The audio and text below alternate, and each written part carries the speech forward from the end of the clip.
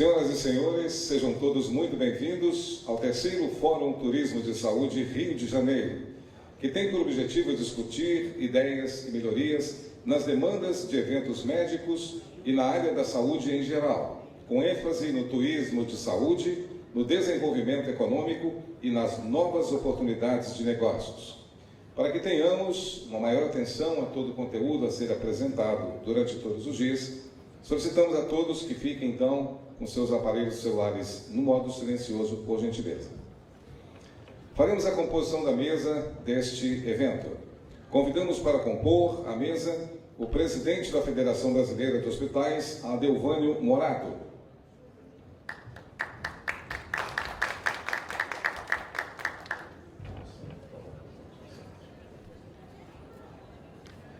O presidente da Associação dos Hospitais do Estado do Rio de Janeiro, Marcos Quintela.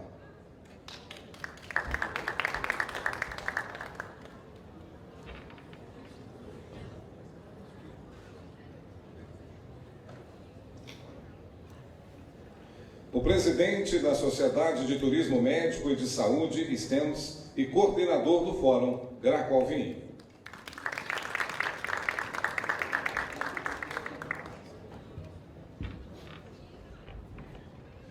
O secretário estadual de Turismo, Gustavo Tutuca.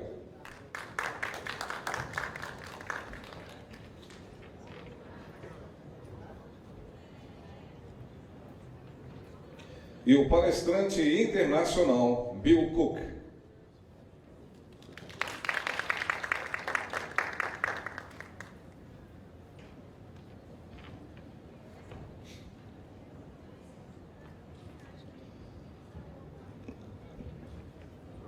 Neste momento, nós solicitamos a todos que se posicionem para ouvirmos o hino nacional brasileiro.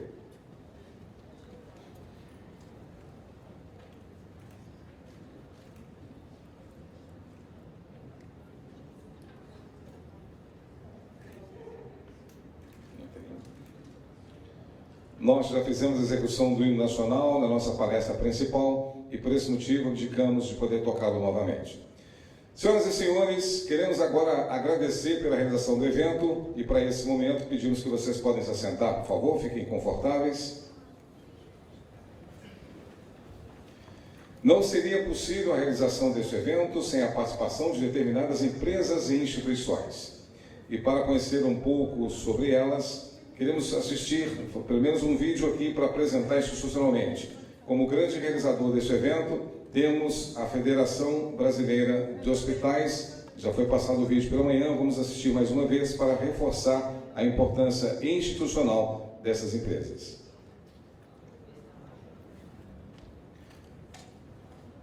Sim, já passamos o vídeo. Não teremos o vídeo agora nesse momento. Anunciamos os nossos parceiros estratégicos, como a Sociedade de Turismo Médico e de Saúde, STEMS, e também aos patrocinadores Health Solution Group Brasil, Med Saúde Hospitalar, Blue Health, MV. Nesse momento, nós convidamos as autoridades aqui presentes para uma breve saudação de abertura e, para iniciar, o presidente da Federação Brasileira de Hospitais, Adelvânio Morato.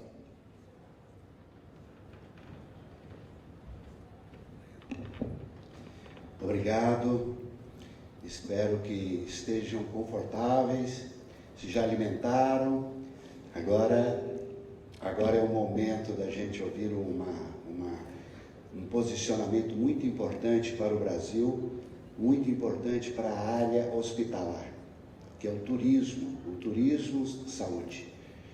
É uma situação que nós, às vezes, estamos deixando de lado, por não entender o processo, não querer fazer, e a Federação Brasileira dos Hospitais já há muitos anos vem lutando com esta bandeira, dizendo que o momento chegou. Eu acho que está no momento da gente entender o processo, entender a posição que o Brasil está, entender também as nossas fragilidades, para que nós possamos corrigi-las, e entender as nossas virtudes, que é um Brasil maravilhoso, que é um Brasil com todas as partes turísticas no qual qualquer um pode desejar querer conhecer o Brasil. Nós estamos aqui com o CEO do IHF, Instituto Hospital Federation, e no qual ele está encantado. Eu acho que o Brasil é o cartão visita para qualquer situação. Então, estamos aqui com o Glauco, com todos aqui que estão presentes. Eu fico muito feliz em estar aqui neste momento para que possamos, mais uma vez, viu, Glauco, dar o pontapé. Porque eu já chutei essa bola tantas vezes. Nós estamos aqui com uma pessoa que me auxiliou. Eu digo que ele é o braço direito, que é esse rapazinho ali, todo bonito ali, com a gravatinha borboleta. Ele é que me orienta sobre isso. E quando nós iniciamos, o Fracaro nos orientou sobre como nós deveríamos fazer. E nós, na época, nós tivemos muitas dificuldades. Dificuldade porque nós não tínhamos as pessoas corretas no lugar correto e com a competência para que isso possa rodar. E agora nós estamos com as pessoas corretas. Então eu acho que este é o momento que a gente tem que abraçar a causa e tocar o barco. Vamos que vamos. Um abraço a todos.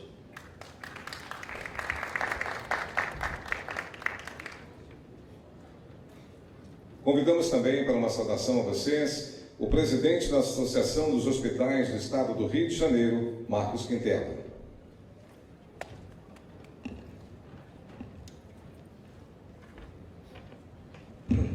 Boa tarde a todos. Sejam bem-vindos mais esse evento nosso da saúde. Sempre é um grande prazer recebê-los aqui para discutir esses assuntos e difundir os assuntos e as novidades e essa troca de experiência que acontece nesses eventos, que é o mais importante, são as experiências dos nossos parceiros e a gente poder aproveitar e não cometer os erros dos pioneiros. Queria agradecer em particular ao Dr. Graco, que tem sido uma bandeira na medicina de saúde, e eu confesso que quando me trouxeram pela primeira vez o assunto, eu fiquei cético, eu não tinha confiança no que eu estava mexendo, no que eu estava fazendo. Mas ao longo do tempo, o processo veio amadurecendo e mostrando que era um nicho de mercado excelente para os hospitais. E ontem eu tive uma surpresa ao conversar com um representante da Tailândia, eu não lembro o nome dele, e ele me falar que a Tailândia teve em 2022 1 milhão de procedimentos de turismo de saúde, que é um número que me impressionou muito, mas é um número oficial dele, que ele garantiu. Não tem Estados Unidos, não tem Alemanha, não tem país nenhum que chegue perto do que a Tailândia está fazendo. Então, é um mercado que nós temos que aprender com eles a desenvolver esse mercado, porque com certeza o Brasil é uma referência para esse turismo de saúde na América do Sul. Nós temos uma população dos países vizinhos nossos, os países da América do Sul, que com certeza nós temos potencial para oferecer para eles as soluções de saúde. Nós já temos um volume de atendimento de turismo de saúde, mas não podemos ainda divulgar e confiar. Mas é um nicho que os mercados, que os hospitais têm que prestar atenção, porque representa uma taxa de ocupação muito boa para os hospitais. Espero que todos tenham uma participação otimizada. Agradeço a todos mais uma vez a presença e agradeço ao presidente Admardo me dar essa oportunidade de estar presente. Muito obrigado.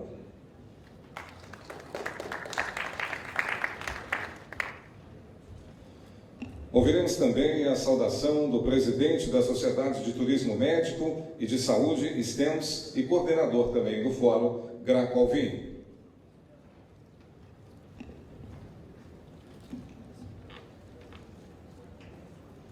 Boa tarde a todos. Eu preparei um discurso, né? Então, primeiro, Dr. Morato, Gustavo, Dr. Quintela, Bill, meus ilustres convidados, que são vocês, que estão aqui presentes. Primeiro, eu gostaria de agradecer a presença de todos e essa oportunidade da gente estar mostrando um pouco do que é o turismo da saúde. Eu também agradeço aos turismólogos, os representantes de hotéis e agências de turismo. E é com imensa satisfação que me dirijo a todos vocês neste importante momento do terceiro Fórum de Turismo de Saúde. Como presidente da Sociedade de Turismo Médico da Saúde, a STEMS, como eu expliquei antes, a gente pegou essa palavra de hastes, né? E aí botou Sociedade de Turismo Médico de Saúde. É uma honra coordenar esse evento, que reúne profissionais renomados e dedicados ao desenvolvimento do setor no Brasil, e especialmente no estado do Rio de Janeiro. Estou trabalhando no desenvolvimento do turismo de saúde desde 2018 e, obviamente veio a pandemia, que ela impactou negativamente nessa evolução, e foi no mundo inteiro, né? E é com muita alegria que eu vejo que o turismo de saúde voltou a crescer. Ele está crescendo de forma significativa no mundo inteiro. Eu gostaria que no nosso país ele crescesse também. Obviamente que a gente vai ver aqui algumas experiências, como do sírio-libanês, que vai mostrar aqui para a gente amanhã. Ele tem uma grande experiência no tratamento de oncologia, principalmente nos países da América Latina. E também a gente vai receber aqui a doutora Valéria Salles, da UHG, que ela vai mostrar os números de turismo médico e de saúde aqui no Rio de Janeiro, e que são bastante expressivos, e que nos últimos anos ele já chega, salvo engano, a quase 8% da receita da UHG.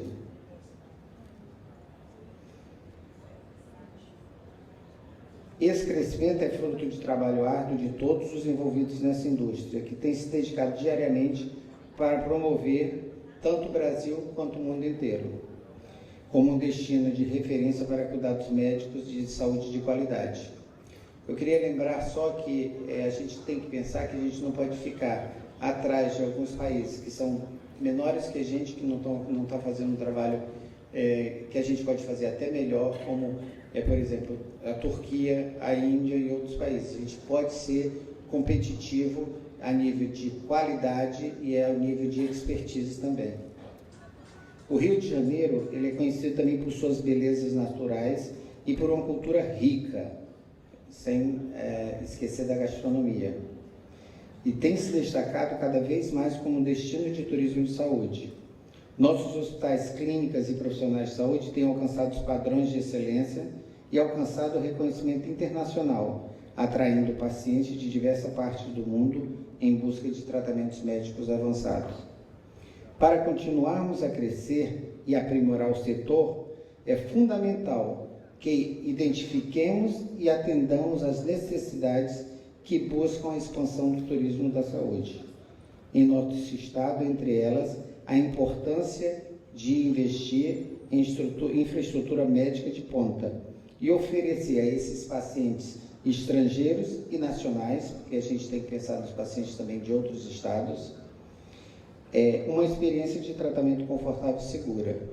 Durante a pandemia, a gente teve uma diminuição do turismo de saúde internacional, mas o turismo de saúde nacional, ela nunca foi maior, porque a gente teve o fluxo de pacientes de várias áreas, e várias áreas carentes, Norte, Nordeste, Centro-Oeste, vindo para o estado do Rio de Janeiro e para São Paulo também. Outro ponto, e eu escrevi isso inclusive num artigo da Visão Hospitalar. Outro ponto relevante é a capacitação contínua de nossos profissionais de saúde e colaboradores do setor turístico, a fim de garantir um atendimento de qualidade, personalizado e culturalmente sensível. A integração entre as áreas médicas e turística é fundamental para que nossos pacientes tenham uma jornada tranquila e satisfatória em nosso país. Esse paciente, diferente dos outros, ele viaja acompanhado, porque ele precisa de alguém para acompanhá-lo, e essa acompanhante, que geralmente é a família, ela vai necessitar de conhecer o local, ir nas atrações turísticas, então isso gera muito o próprio turismo. É essencial estabelecer parcerias estratégicas com entidades governamentais, e aí tem o Gustavo para nos ajudar, né? E privadas, buscando a promoção do Brasil como destino de turismo de saúde. A divulgação de nossos serviços de saúde no exterior é fundamental para atrair mais pacientes e fortalecer a economia local. Neste fórum, temos a oportunidade de debater temas relevantes e de interesse de todos os envolvidos no setor do turismo de saúde. A troca de experiências e conhecimentos é enriquecedora e nos permitirá traçar novas estratégias para impulsionar ainda mais o crescente e promissor segmento. Lembrar de novo que esse segmento em 2030 ele chega a 289 bilhões de dólares em todo o mundo. Agradeço a presença de todos os participantes desse evento e reforço o compromisso da STEMS, da Sociedade de Turismo Médico e de Saúde, em continuar promovendo o desenvolvimento do turismo de saúde no Brasil e juntos podemos construir um futuro de sucesso e excelência para essa indústria tão importante. Que esse fórum seja profícuo e traga frutos duradouros para o nosso setor e para o bem-estar de nossos pacientes. Muito obrigado a todos e que tenhamos um evento proveitoso e inspirador.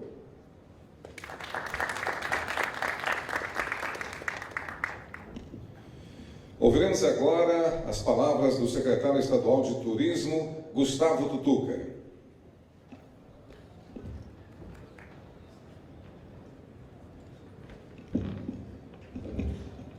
Muito boa tarde a todos e a todas, sejam todos bem-vindos aqui ao Rio de Janeiro.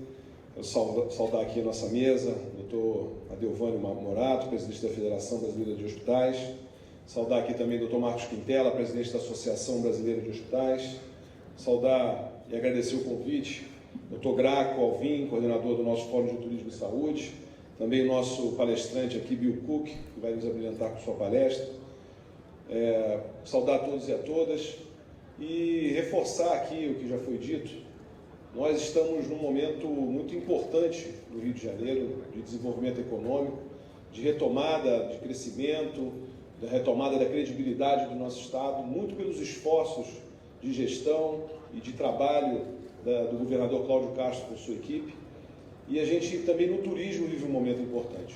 Sem dúvida nenhuma, o Rio de Janeiro é a principal porta de entrada do turismo do nosso país e até da América do Sul. O Rio de Janeiro, quando a imagem lá fora do nosso país é divulgada, a primeira imagem que vem provavelmente é a imagem do Cristo Redentor, seja positiva ou negativamente, e nós já sofremos com isso positivamente e negativamente em diversos veículos de mídia internacionais. Então, por conta disso, a gente sempre repete isso. Quando o Rio de Janeiro está bem, o nosso país vai bem. O Rio de Janeiro é a vitrine e a imagem do país. E nós encontramos aqui um ambiente muito propício para o turismo de saúde, para o turismo médico. Temos as atrações turísticas, temos todo um receptivo preparado, uma grande rede hoteleira, mas também temos a qualidade fora da curva dos equipamentos de saúde instalados aqui no Rio de Janeiro, os centros de pesquisa que são instalados aqui na área de saúde. Então, toda essa conjuntura faz com que a gente tenha esperança que o turismo de saúde possa ser mais um produto que a gente possa ofertar para o mercado nacional e internacional. Nós temos o turismo de lazer, o turismo de eventos já consolidados aqui no Rio de Janeiro, o principal Réveillon do país, um dos principais do mundo, o maior carnaval do mundo, o período de férias com a hotelaria sempre cheia. E o que a gente busca no trabalho da Secretaria de Estado de Turismo, além de preencher as outras datas do calendário, atraindo feiras como essa que acontece aqui hoje, nós também trabalhamos para divulgar não só a capital do Rio de Janeiro. O Rio de Janeiro são 12 regiões turísticas, cada uma com a sua particularidade, cada uma com as suas características, suas qualidades. Então, nós estamos com o stand da Secretaria de Estado de Turismo aqui, a gente agradece a oportunidade e o espaço para divulgar as 12 regiões turísticas do estado do Rio de Janeiro, que além das belezas que são conhecidas, também temos equipamentos de saúde de qualidade, também universidades que têm a qualidade necessária para receber esse tipo de turista. Então, coloco aqui à disposição de todos para que a gente possa avançar nesse debate. Eu não vou poder estar em todo momento aqui no fórum, mas parte da nossa equipe vai continuar aqui acompanhando e eu espero que a gente possa desdobrar essa oportunidade de mais um produto turístico para engrandecer ainda mais, gerando desenvolvimento, gerando renda e emprego para a população do Rio de Janeiro, que é o que faz valer o nosso trabalho no governo do Estado do Rio de Janeiro. Então, parabéns aos organizadores, muito feliz de estar aqui, colocando o nosso trabalho da Secretaria de Estado de Turismo à disposição de todos. Muito obrigado, bom evento, boa tarde.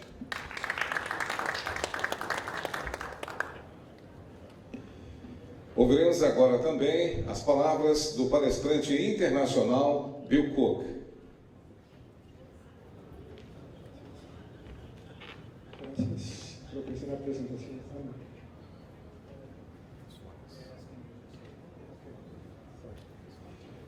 I just wanted to say, thank you. It's been an honor to be invited to the presentation, to this conference on the 14th Convenção Brasileira de Hospitais.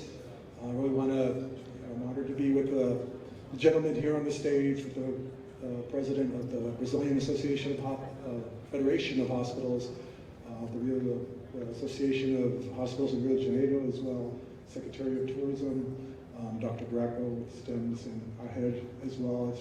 It's an honor to participate in this forum. I think, as I said earlier, presenting in the other room, I think Rio de Janeiro has an amazing opportunity with the healthcare quality you have here, as well as the tourism offering. So I think it's, this is going to be a great kickoff, having both the government, the Ministry of Health, Ministry of Tourism involved in supporting what you're doing. I think that shows a great initiative on your side, on your part. So again, it's a pleasure to be here. Thank you.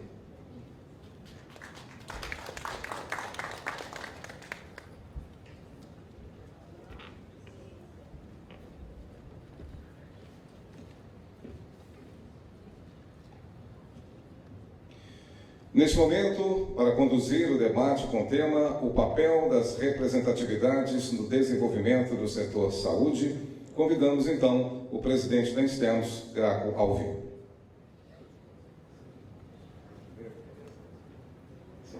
Então, vamos então desfazer a mesa para que possa haver então a continuidade então aqui dessa apresentação. Pedimos então a todos que tomem seus lugares para darmos a continuidade.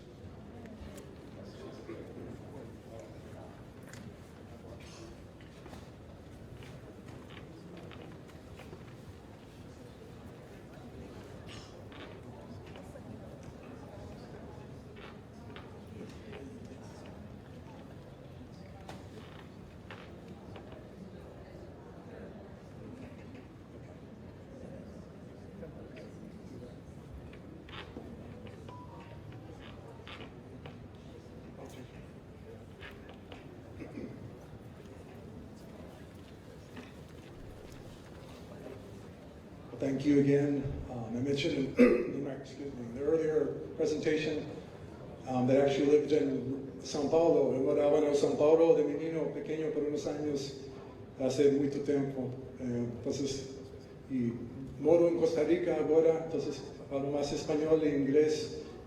Sí entiendo portugués, pero no para hablarlo. Entonces voy a hacer mi presentación en inglés. Están corrigiendo. They're just going to fix something on the little switch here. But really, I'm going to speak today. Thank you. There we go. Oops, sorry. Let me see. More on my earlier presentation on key strategies in building a sustainable medical travel destination. I spoke more at a higher level. Here I'm going to speak more granular, more focused on hospitals and clinics, and really empowering, as the name of the presentation, I'm talking about empowering excellence, focusing on excellence in your medical travel program, and some strategies, some best practices based on what I have seen working with hospitals, different hospitals around the globe. So again, Global Healthcare Accreditation, I represent the Director of Operations and Business Development. We work with hospitals around the globe, clinics, we work with other stakeholders, facilitator agencies, hotels as well, helping organizations implement best practices for medical travel. So we've accredited top organizations such as Cleveland Clinic, Cedars-Sinai in the United States, and a few others. In Thailand, several organizations, including Bumrungrad, which is one of the top pioneers in medical travel, an organization that receives, prior to the pandemic, over 500,000 of their patients are foreign patients. A lot of them are traveling, others are expats, and just all over the globe with training, accreditation, certifications, really try to help with best practices for organizations and especially hospitals and clinics that are seeking to provide quality services and a patient experience for medical travelers that have certain challenges. So medical travel, and really over the years, working with different organizations, I've seen kind of three models or three kind of phases as well of hospitals or clinics working with medical travel patients. Number one, they make this hospital or clinic, they may have no system or process to manage medical travel patients. They want to receive medical travel patients, but they really don't have anything clear strategy in place. They may have assigned someone from marketing or customer service to help with certain patients that are coming in from other countries or expats that don't speak the language, but there's really no strategic plan in place to guide the growth of medical travel services. So that's one, like certain hospitals that I've seen or clinics. Others, number two on here, they may have a medical travel program, if you would call, or a department or an office with one or two people or maybe more, but they've really not developed the policies, standard operating procedures to ensure they really have high quality and consistency in the services they provided. And maybe when their staff members get sick or retires or leaves, and then things start getting bad, and they don't have really something that guides them and sustains them. And they may have some support from leadership, but not really clear planning or objectives for medical travel. So that's another kind of model I've seen with medical travel, maybe not a model, but situations that clinics or hospitals are in. And then number three, hospitals or clinics that have a well-developed medical travel program. And medical travel program can be, has different names: Global Patient Services Department, International Patient Services Department. At GHA, we typically refer to as a medical travel program. These high-performing hospitals, as far as medical travel is concerned, they'll have support from leadership. Usually they have a very clear strategic plan to guide them in terms of the services they're providing, who their target markets are, and then they have also clear policies, standard operating procedures. They're monitoring. It's something we really emphasize through our standards to monitor and really segregate, and I'll talk a little bit about this in a minute, your medical travel patient population, is to see how you can improve, whether it's clinical outcomes, whether it's patient experience, whether it's the number of patients coming in. You really have, you monitor. If you don't monitor, you can't really improve. So as you can probably guess, which has better results as far as medical travel is concerned. The model number one, or the situation number one I mentioned, they typically receive very few patients, and those who do come don't always have a great experience. There's little or no growth in their program.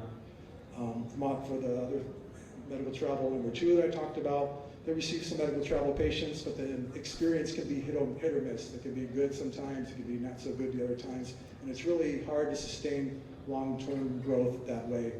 And then the last one I talked about, the third one, they receive high medical travel volume usually, and they're expanding, looking at ways always to improve, expanding to other markets, expanding services, and really that's, I think, what we, as hospitals or clinics, if you're really intentional about your medical travel program, you really need to, have that strategic plan, have those things in place. If you were in our earlier session, I did speak a little bit about this, but medical travel patients, some of the challenges and risks and vulnerabilities they have, and this is really the reason for implementing a medical travel program or international patient department. You can maybe get by without one, but you're really not going to be able to grow if you look at what are the challenges, what are the things you can improve or mitigate. So a lot of times, this is general, what you see here. These are not necessarily all, and some patients, depending on the reasons they're traveling or where they're coming from, it may be some different things. But typically they lack access to timely and accurate information. They're maybe contacting a hospital they know nothing about. Maybe it takes a while for the hospital to respond, and they're maybe looking at several other hospitals. I remember in the past I worked with the hospital and directly with patients and medical travel patients, and they mentioned one of the reasons we chose this hospital is because you send an email and you responded right away. In other hospitals they didn't respond, or it took about a week to respond. So timeliness, ensuring you get accurate information is a challenge a lot of times. They must travel long distances, which can be a challenge for certain patients with certain conditions and certain risk factors they have to be aware of. They have maybe more vulnerable to infectious disease risk. They're not familiar oftentimes with the country or customs in your country, so it's important to educate them before they come, before they travel. There may be potential language and culture barriers. They need to be addressed through the information you send to the staff you may be hiring. They're not aware sometimes of their legal rights. If something did go wrong, hopefully not, but what are their rights if something happens? They often recover in a hotel setting, so they need to really understand what hotels you should offer them, and not just the hotels that can cater to their needs, but also certain budgets, different budgets as well. And what we don't want to hear, obviously, is potential for medical complications, but it can happen once they return home. So how are we addressing those? Sorry, I'm not hiding. Just want to drink the water here.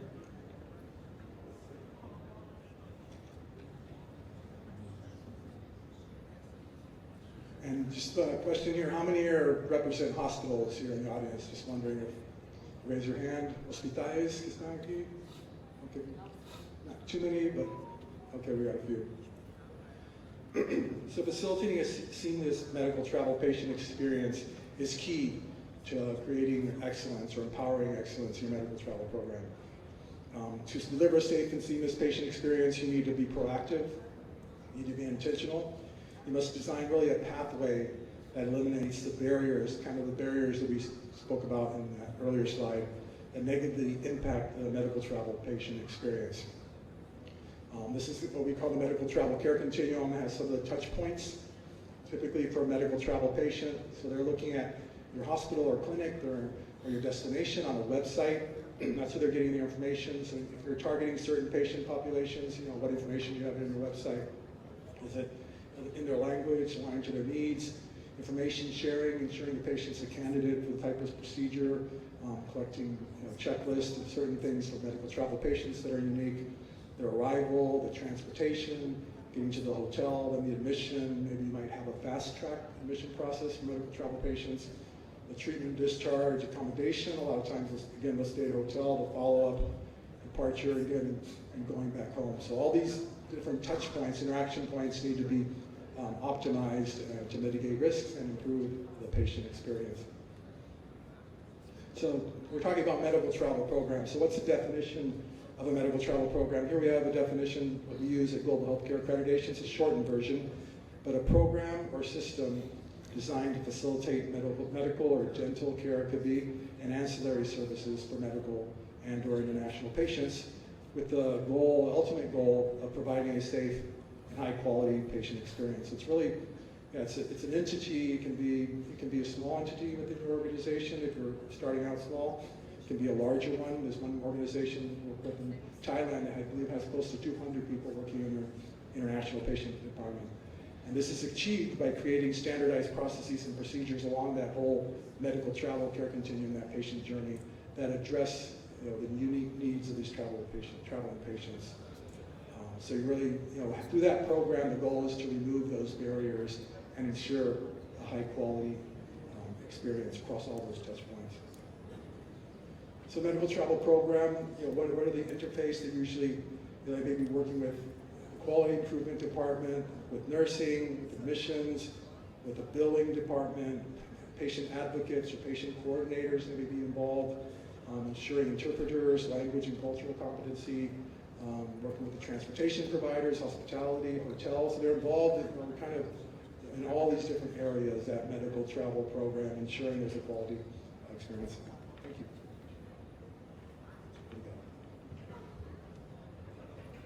Typical services provided, and some may have more or less, but assistance with travel, passport, visa coordination, typically airport pickup and drop off, ground transportation, and not necessarily the hospital itself has to do that, but they may have outsourced to another trusted transportation provider that has been trained and understands the needs of medical travel patients.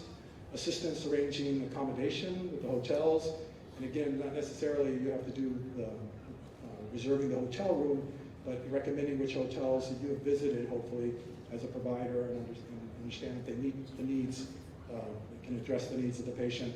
Sending price quotes is typical, language interpretation, translation services, and personalized assistance for the patient on site, having a patient advocate or a patient coordinator who's really helping. It's really one of those important things, that person can be there and assist the patient.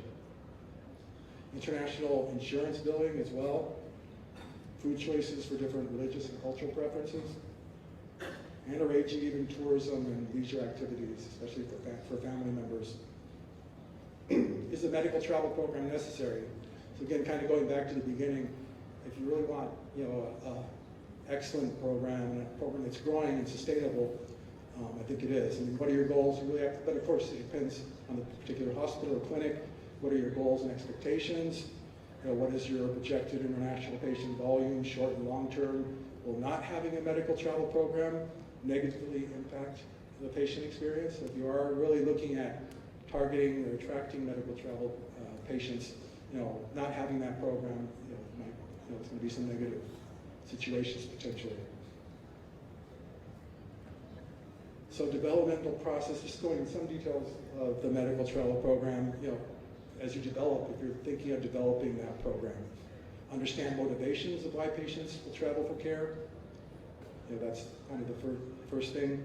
Targeted countries for patient flow and research, country issues, understanding what are your target markets. Let's see here. I got stuck here.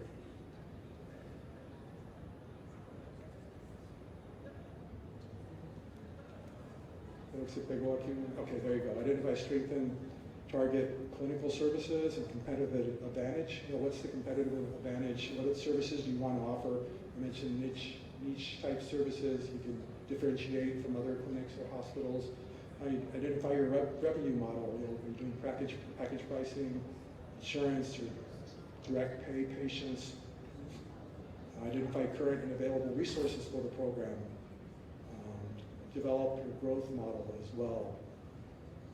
Map your medical travel care continuum, those touch points I mentioned earlier, to see where the barriers are, potential barriers, and where you can improve. Identify marketing and promotion activities you can engage in as well, and this is kind of all part of the strategic plan as you develop the medical travel program.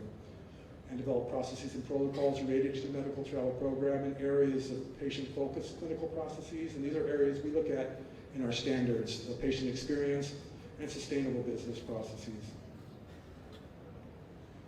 And it's going to, if you are thinking of developing a medical travel program with your hospital or clinic, it is going to provoke several effects on your daily operations. There's going to be new roles and responsibilities.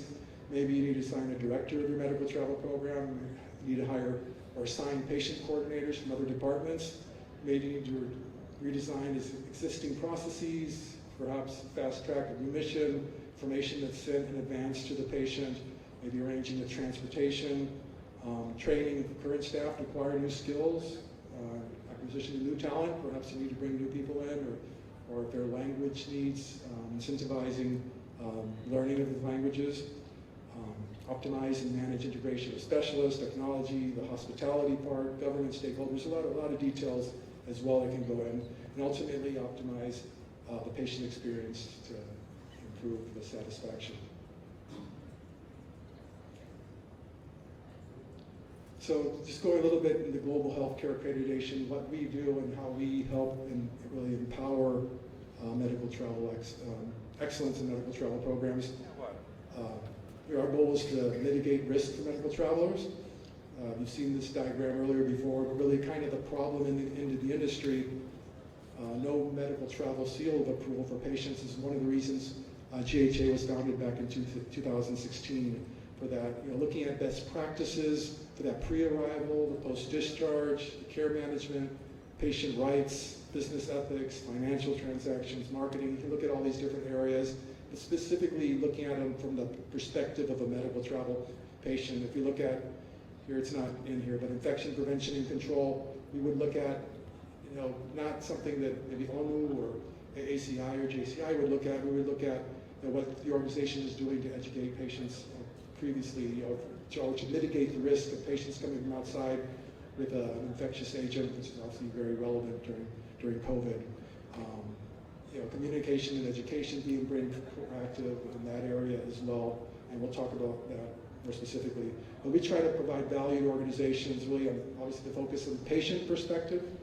They have those challenges, unique challenges through medical travel, and we try to address those through our standards, and through our training and different things we do. The provider perspective, help them with business strategy and operational excellence in the delivery of services, and really that focus on the patient experience and mitigating risk to medical travel patients.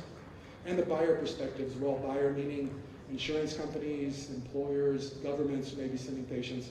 Our goal is to develop a narrow network of accredited hospitals where these payers can be confident not only does a hospital or clinic offer great clinical outcomes, but they've also developed a very high quality patient experience, which is more and more important for these insurance providers, especially in governments we've been talking to.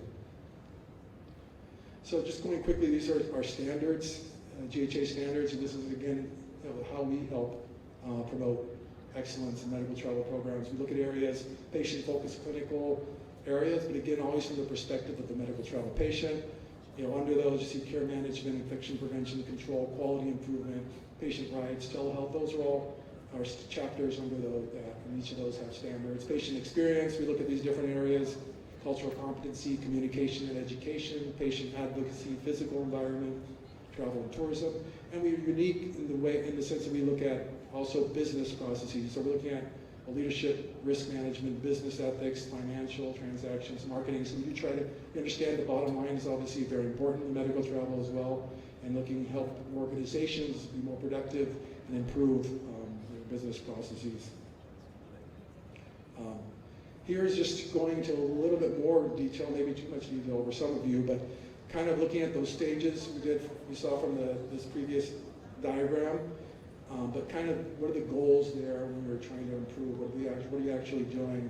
And this is based kind of on our standards. So the goal at stage one, when the patient may be sitting in their kitchen and they're looking at a website of a hospital or clinic, and they're thinking, should I go there? What services do they offer? Well, the goal is, as a hospital or clinic, is to allow the patient to access detailed information on the website, through your social media, through marketing channels, to provide education about your hospital, your clinic, its services, its destination as well, and professionals. So leave as much information as you can on your website or throughout the other channels you may have. Ensure the medical travel program lists all services provided specifically to medical travel patients. You'll have there in a certain section of the website contact methods that are easily visible, especially if you're targeting certain markets. They may want to use WhatsApp, WeChat, or other, not just email, but being aware of these different communication channels. Support data regarding outcomes. Some patients may want to know what are the outcomes of this particular doctor, and be able to provide that information. Appropriate disclosures if you're providing pricing as well, and what it includes, what it does not include, if it's complications, what happens, or the extra costs. And opinion satisfaction data, ensuring that it's validated and approved for use in marketing. So these are some of the details we look at as we're helping organizations.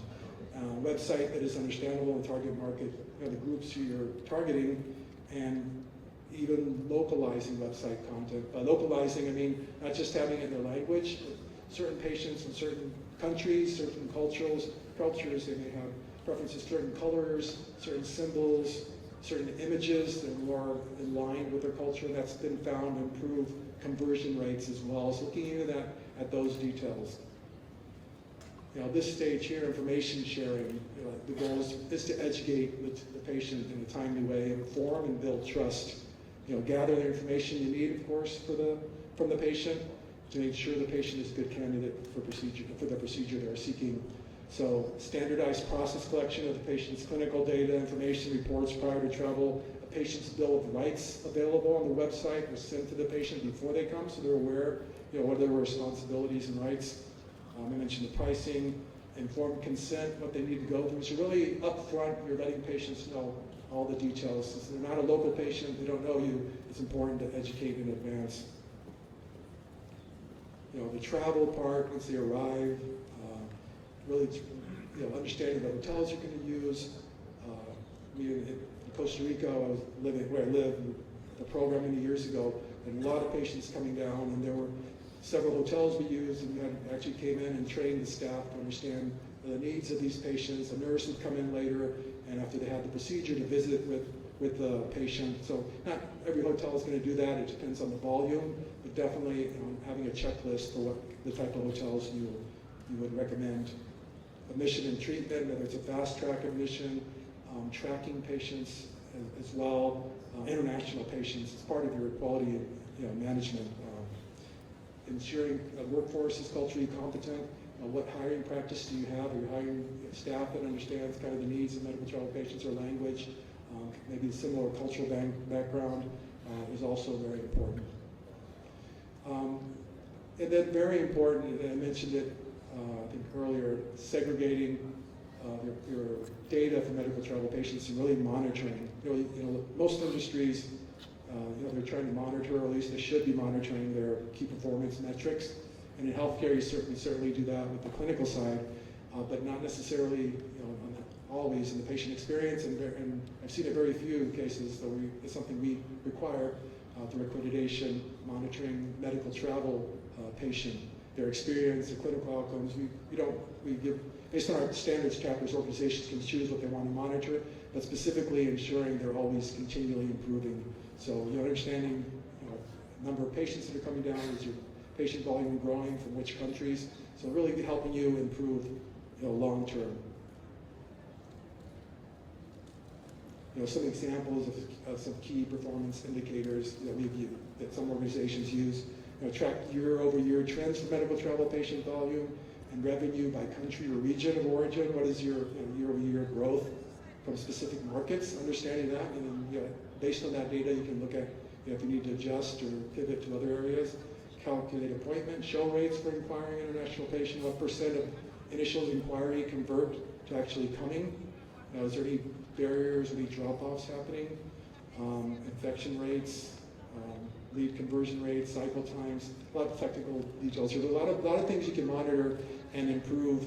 We had one organization in Asia that they were noticing that some of the medical travel patients were having more falls, it seemed like to them, falls in the hospital, and they decided to monitor that the medical travel patients versus their local patient populations, and they found out that actually were the medical travel patients that had, it was a significant percentage rise in the number of falls they were having. They received very high volume.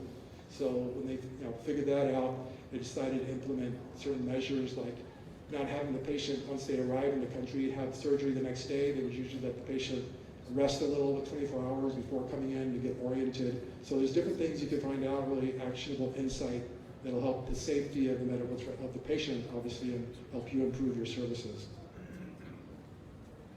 So, we do encourage, if you're a hospital or clinic, or even another organization, a facilitator working with medical travel patients, to really implement, key performance indicators specifically to medical travel, so you can really, continue to improve. Just to finalize here, I think the value that GHA provides, and we really want to support what you're doing here in Rio de Janeiro, and see definitely the opportunities here. Best practices, which I've spoken about, to build and enhance patient experience across all touch points, and standards that uniquely impact the business performance of the program. Help you identify. We have programs to help you identify your target markets and really develop your strategy. And really our accredited network that we're growing, in the brand and ability to create visibility we have through different ways that we're doing that right now.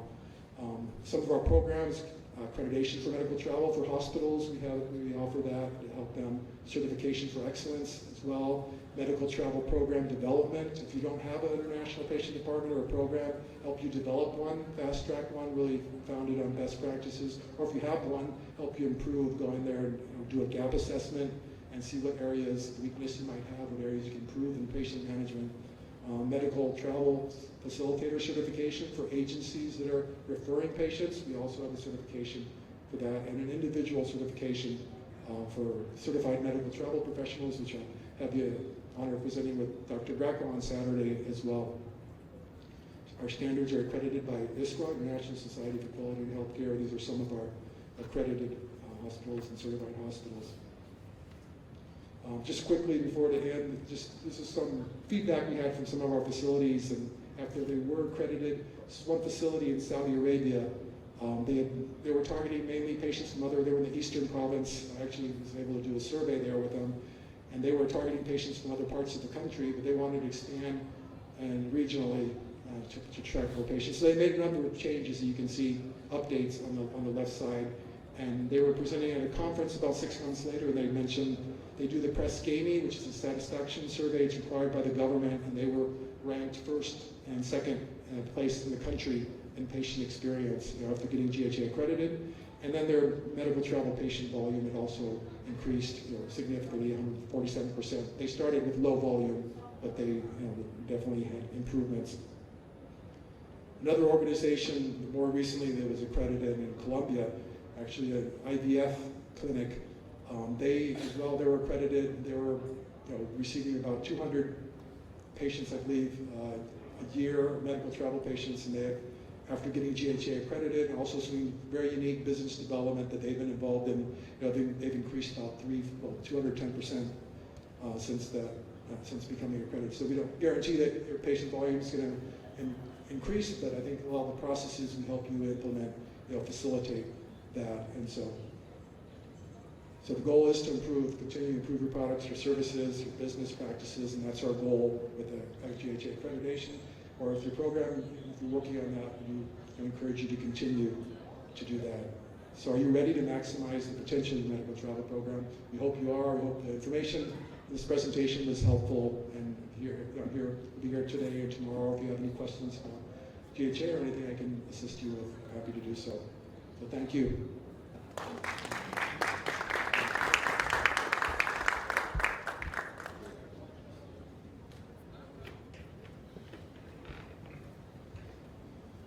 Agradecemos então a palestra e as exposições do nosso palestrante internacional, Bill Cook. Informamos que teremos agora então um pequeno intervalo para um coffee break. Será servido daqui a alguns instantes e na sequência retornaremos dentro de 20 minutos para darmos sequência às nossas atividades. Até daqui a pouco.